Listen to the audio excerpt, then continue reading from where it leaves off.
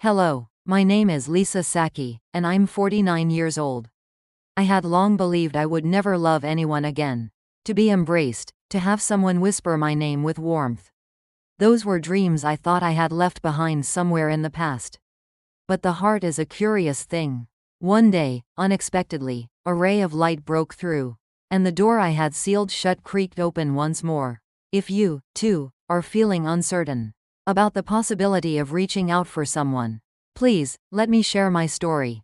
If it can gently nudge you forward, even just a little, that would mean everything to me. My marriage was far from happy. I had been with my husband for 27 years.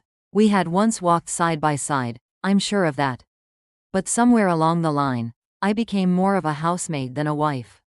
No words of gratitude, even after preparing meals, doing laundry, running the household. Instead, I was met with cold sighs and sharper words. You're worthless. Who would ever want someone like you? Each time, all I could do was nod silently. And the day my son graduated from college and moved out, I quietly packed a single suitcase and left. No furniture, no appliances, just my own footsteps echoing down the hallway. The apartment on the 10th floor had a beautiful view of the night city. But I couldn't see it through my tears that first night. Still, there was no one to blame me. I could listen to the music I liked, eat whatever I pleased from the convenience store. And slowly, bit by bit, I began to feel like myself again. I found work cleaning an office building. Every morning, I arrived at 530, mopped the elevator floors, collected trash. At first, I felt safe knowing no one really saw me. But gradually, the desire to be noticed just a little began to rise again. That's when I met him, Ethan Fuji. He worked the night shift as a maintenance engineer in the same building. He was 44, tall, quiet. But there was always a trace of warmth in his gentle expression. We first spoke when I slipped while squeezing the mop, nearly knocking over a bucket of water. A steady hand caught my arm.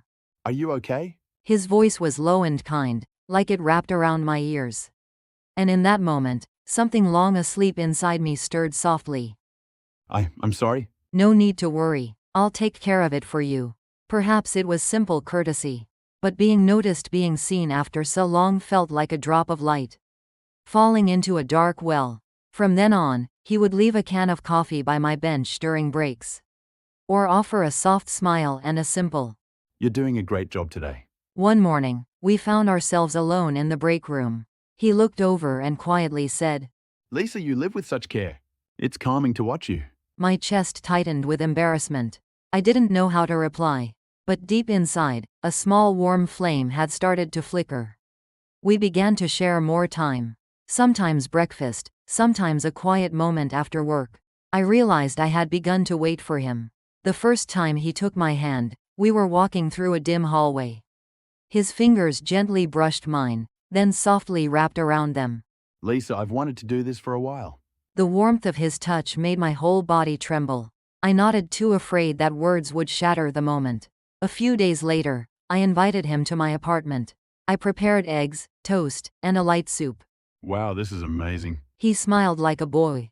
And after we ate, we sat together on the couch, our shoulders brushing, breaths quiet.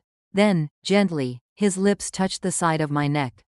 I closed my eyes. His kisses moved slowly my cheek, my forehead, and finally my lips. His hands, hesitant at first, slid across my back, and I trembled under his fingers. "Are you okay?" Yes, if it's you. That night, we melted into one another. Our bodies, our warmth, the whisper of names in the dark. It was tender, honest, and breathtaking. For the first time in years, I felt truly alive. When I woke in his arms the next morning, I thought to myself, I'm not finished yet. We continued seeing each other, slowly building something that felt real. Sometimes we'd pick up groceries together after work. Sometimes we'd visit a quiet beach, walk hand in hand, listening to the sound of the waves. Everything felt new, yet deeply familiar. And every small moment with him reminded me I was still a woman, still capable of love. One afternoon, he looked into my eyes and said, "Lisa, I know I can't see you every day, but I want to see you more. I really do." This time, I didn't hesitate. "I want that too. I want to hold you more." Yes, I'm in love. Age has nothing to do with it. My heart still trembles, still opens. If you've locked away those feelings, please, listen closely to your heart. There may be someone, quietly waiting, ready to reach for your hand. And today, I wake up once again to his gentle voice. A warm good morning beside me. And a cup of coffee, shared with someone I love.